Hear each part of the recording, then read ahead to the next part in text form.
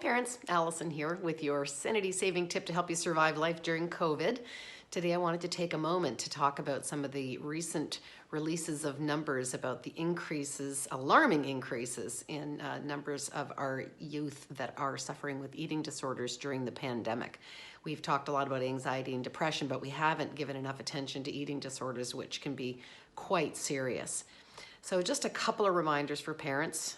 Please pay attention if you are seeing your kids are being secretive about food, changing their eating habits, not wanting to eat with the family, hoarding food excessively, being secretive about food, eliminating whole categories of food like carbohydrates or processed food, or if they're exercising in a sort of compulsive kind of fashion, making comments about being anxious or fearful about food or how they're looking, disparaging comments.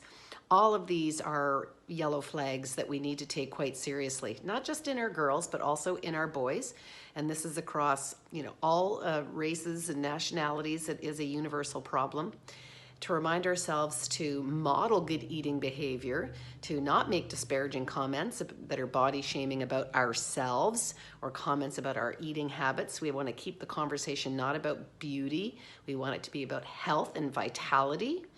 I think we also have to have a conversation that talks about social media and the messages there, that if you are putting in things in your search engine so that you can get your daily, Fitspo or, Thinspiration, whatever that might be, and you start Googling ways to lose weight and following tracks around those kinds of searches, you're leaving cookies, you're giving information that starts feeding more ads for more bizarre ways for you to lose weight, strange supplements, unhealthy information from non-scientific sources.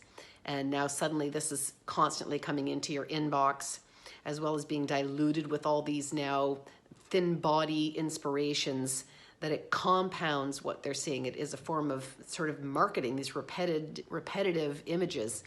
That's the way social media works. So this is a great opportunity to talk about why it is not representative of common sense and why we need to pull out and have perspective, and why what you track and search for you get more of, and you get deeper down a rabbit hole of single thought thinking around a topic.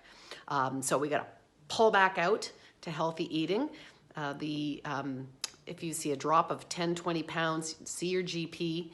Unfortunately, because outpatient services are completely overwhelmed with the caseloads, people are having 6-month waits, and if you've got somebody who's really developed an issue, they can get into critical health issues pretty quickly. So let's do our best to be proactive, catch things early, take things seriously, and get our kids the help they need.